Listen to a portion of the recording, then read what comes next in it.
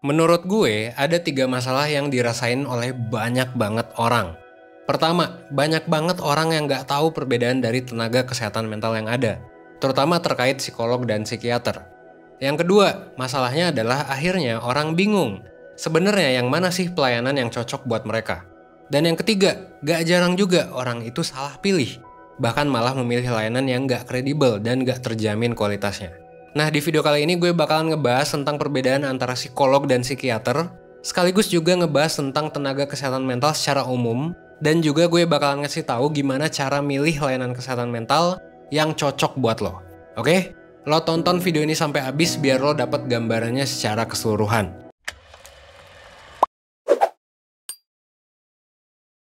Oke, perbedaan pertama adalah gelar dan pendidikan. Kalau psikolog itu dia harus menjalani pendidikan S1 dan S2 psikologi.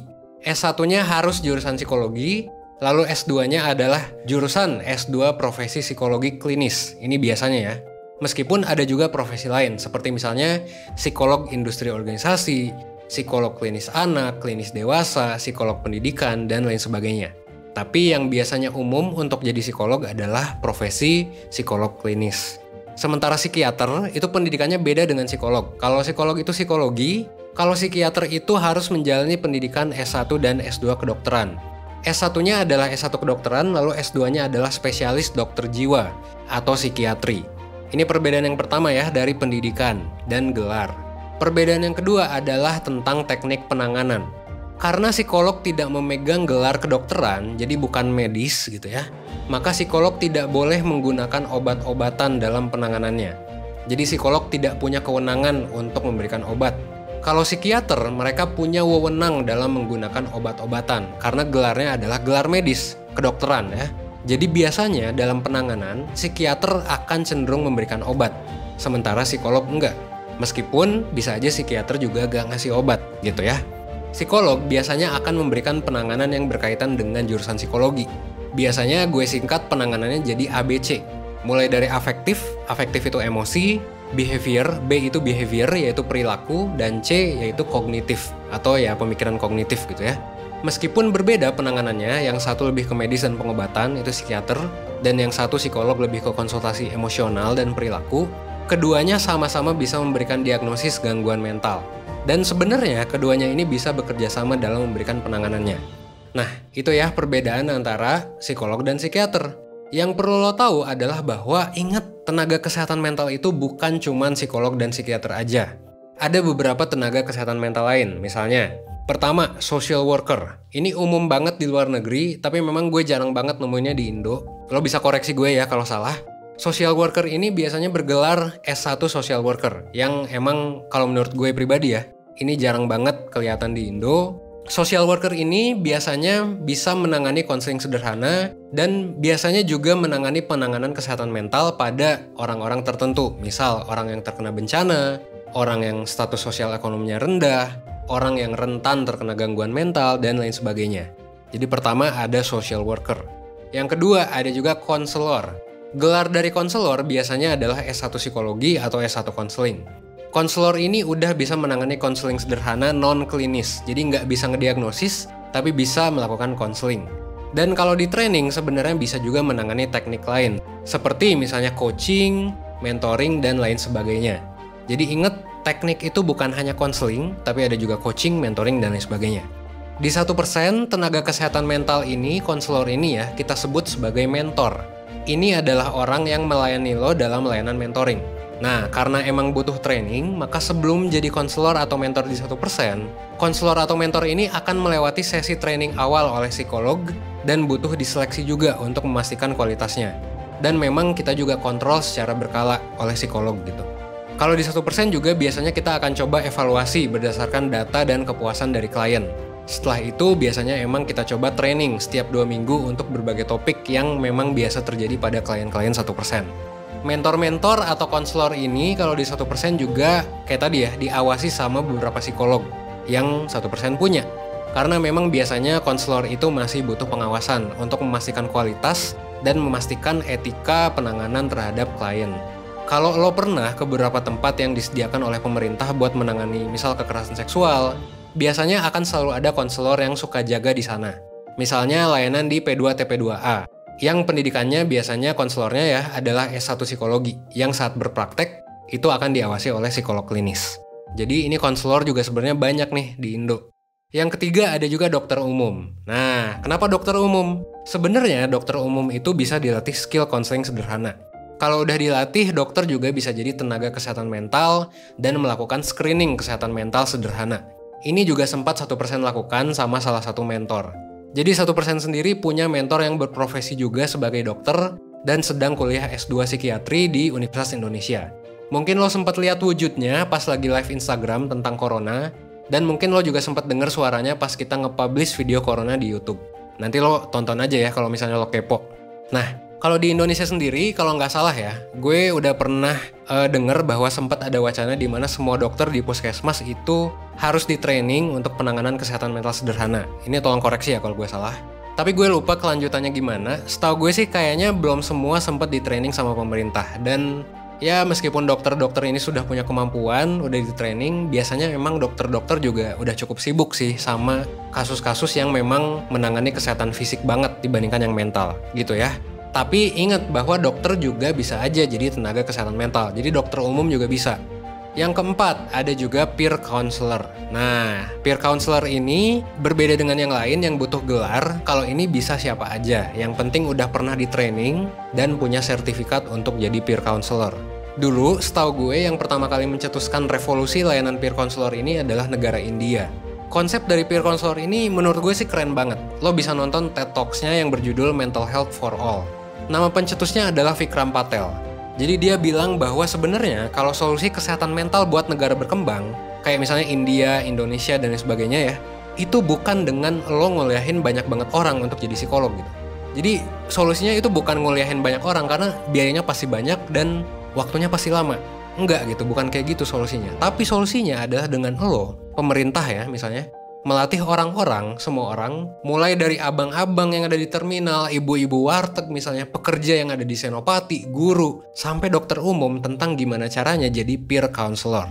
Nah, penanganan ini sebenarnya revolusioner banget sampai dibikin blueprintnya sama WHO. Dan gue juga dulu passionate banget sama ide ini, yang sempat gue praktekin sebelum gue bikin 1% ya, di salah satu organisasi yang gue bikin bareng teman-teman pas masih mahasiswa. Yaitu kalau dulu sih karena gue kuliah di UI, jadi kita bikinnya namanya Sci-Hop UI. Pas tahun gue menjabat jadi waktu itu ketua BEM Psiko di tahun 2018 gitu. Nah ini isinya adalah peer counselor dari mahasiswa. Dan biasanya memang layanan peer counseling ini gratis. Jadi kalau bahasa Indonesianya peer counseling ini adalah konseling sebaya buat mahasiswa UI. Sekarang setahu gue ya, gerakan ini tuh sebenarnya udah marak banget di berbagai universitas. Udah marak di mahasiswa dan ya kalau lo mahasiswa sebenarnya menurut gue sih gak ada salahnya untuk nyoba pakai layanan ini di universitas lo kalau misalnya udah ada. So, kalau lo punya masalah inget ya bahwa penanganannya tuh bisa banyak banget. Bukan cuma psikolog dan psikiater, inget ya. Bukan cuma psikolog dan psikiater. Ada kok tingkatan-tingkatannya dari pelayanan kesehatan mental. Itu juga alasan kenapa kita bikin layanan mentoring gitu ya. Kenapa kita bikin layanan non-klinis? Karena ya nggak semua orang sebenarnya butuh ke psikolog. Jadi saran gue mungkin untuk pertama sebenarnya kalau lo butuh curhat atau apapun, lo bisa tangani dulu sendiri sih. Atau coba aja cerita ke temen atau keluarga atau siapapun gitu. Bisa juga dengan cara-cara gratis ya. Salah satunya adalah nonton video-video di 1%, lo praktekin tuh. Yang kalau lo lihat di comment section sebenarnya kan banyak nih yang berterima kasih karena hidupnya udah berubah lewat nonton video 1%. Karena mengaplikasikan teknik yang udah kita ajarin di video. Nah itu juga bisa coba lo lakuin.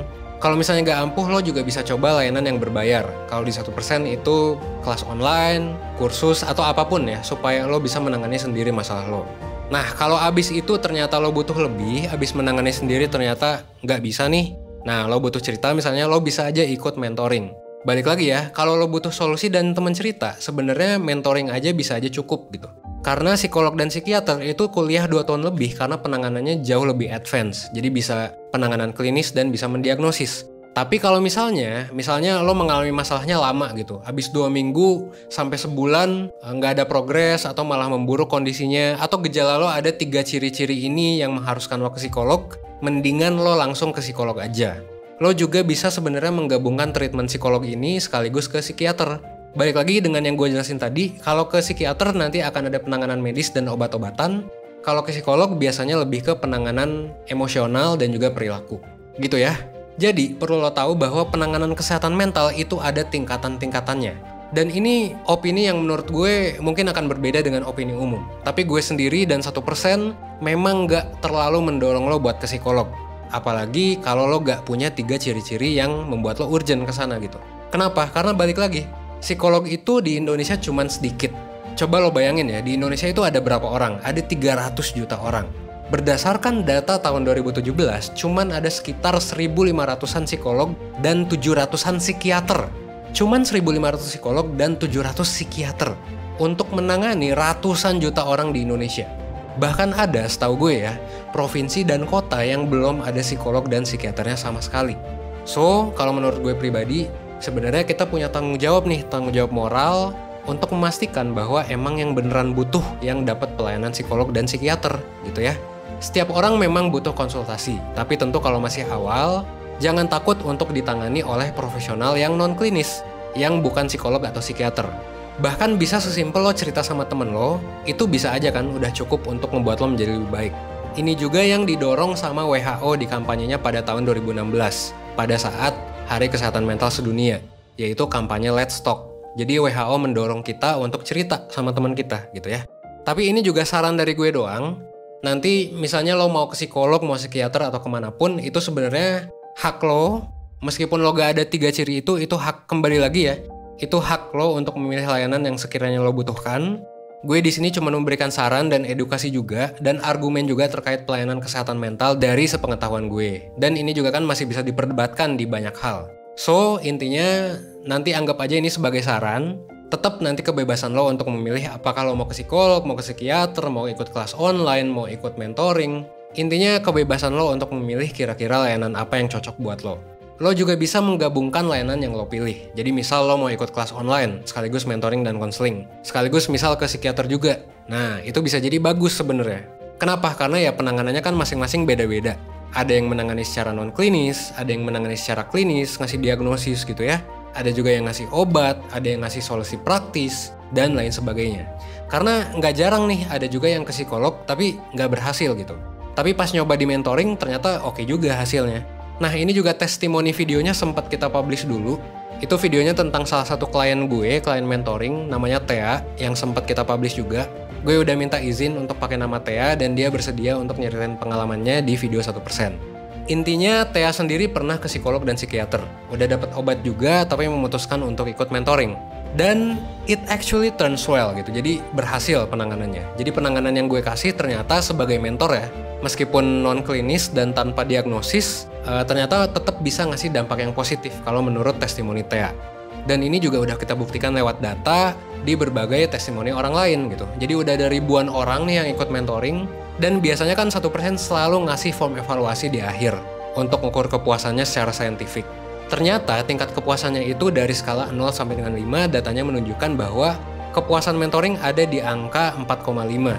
Jadi bisa dibilang bahwa ternyata terobosan dari 1% untuk pakai layanan profesional meskipun itu bukan psikolog gitu ya, ini bisa berhasil. Ini juga udah kita buktikan lewat data. Jadi bisa dibilang bahwa orang tuh nggak perlu ke psikolog sebenarnya kalau masalahnya masih dalam tanda kutip belum terlalu parah. Dan orang juga bisa ke mentoring kalau ngerasa lebih butuh bantuan yang non-klinis dan cenderung direktif dibandingkan ke psikolog gitu. Ini juga berlaku ya buat orang yang mungkin lo udah pernah ke psikolog atau psikiater tapi ternyata ngerasa nggak cocok, ya mungkin lo butuh layanan versi lain gitu yang lebih direktif, atau lo butuh kelas online, atau lo butuh ya layanan versi lain intinya, dan psikolog mungkin belum cocok aja gitu. Gitu ya. Nah, kalau misalnya lo bingung kira-kira lo mau milih layanan yang mana, 1% udah ngebuat psikotes gratis untuk menentukan kira-kira lo cocoknya ikut paket dan ikut layanan yang mana. Apakah lo butuh paket yang di dalamnya ada beberapa sesi, atau justru lo cuma butuh sesi yang paling murah dan cukup 30 menit, atau ternyata bisa jadi lo butuh sesi yang menggunakan banyak psikotes. Nah, ini psikotes kita yang gratis ini bisa lo akses supaya lo bisa tahu kira-kira layanan apa yang cocok buat lo. Lo bisa klik link yang udah gue taruh di deskripsi untuk ikutan tesnya ya. Jadi nanti lo bakal disuruh untuk ngisi serangkaian tes, dan nanti dari tes-tes itu bakalan ada hasil yang muncul. Ini sama kayak yang gue contohin di video ini, nanti hasilnya akan berdasarkan budget lo, tingkat masalah yang lo alami, dan berbagai faktor lainnya yang tentu nanti bakalan lo isi di tesnya. Gitu ya. Mungkin sekian dari gue. Gue harap semoga video ini bisa mengedukasi lo dan membuat diri lo menjadi lebih baik, seenggaknya 1% setiap harinya. Gue Evan dari 1%, thanks.